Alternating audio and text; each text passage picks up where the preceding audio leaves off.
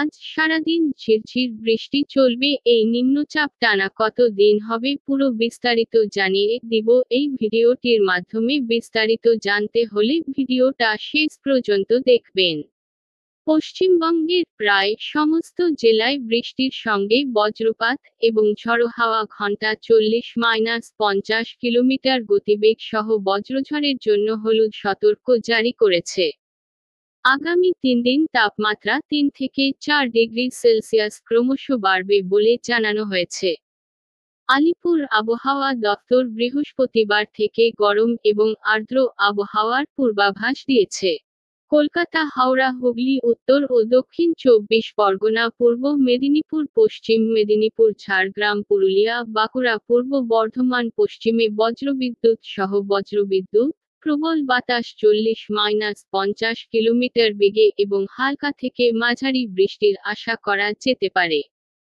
বৃহস্পতিবার পর্যন্ত বর্ধমান, বীরভূম, মুর্শিদাবাদ ও নদিয়া। এরপরে এই অঞ্চলে সপ্তাহের বাকি অংশে হালকা বৃষ্টি অব্যাহত থাকতে পারে জানিয়েছে হাওয়া অফিস।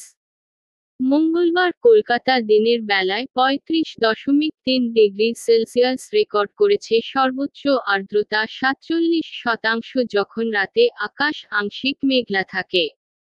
দক্ষিণবঙ্গের অন্যান্য অংশে পুরুলিয়ায় সর্বোচ্চ তাপমাত্রা রেকর্ড করা হয়েছে 39.3 ডিগ্রি, পানাগড় 38.6, বাঁকুড়া 37 ডিগ্রি, ঝাড়গ্রাম, বর্ধমান এবং কালাইকুণ্ডে 36 ডিগ্রি সেলসিয়াস এবং কৃষ্ণনগরে দিনের বেলায় 35.5 ডিগ্রি সেলসিয়াস। রাজ্যের উত্তরাঞ্চলে দার্জিলিং, জলপাইগুড়ি, কালিম্পং, আলিপুরদুয়ার, কোচবিহার, দক্ষিণ দিনাজপুর, উত্তর দিনাজপুর এবং মালদা জেলাগুলিতে 40-50 কিলোমিটার বেগে বজ্রঝড় এবং দমকা হাওয়া সহ হালকা থেকে মাঝারি বৃষ্টিপাত অব্যাহত রয়েছে। বৃহস্পতিবার জলপাইগুড়ি, আলিপুরদুয়ার এবং কোচবিহারের 1 বা 2টি জায়গায় ভারী বৃষ্টি 7-11 সেমি হতে পারে। মঙ্গলবার দার্জিলিং 24 ডিগ্রি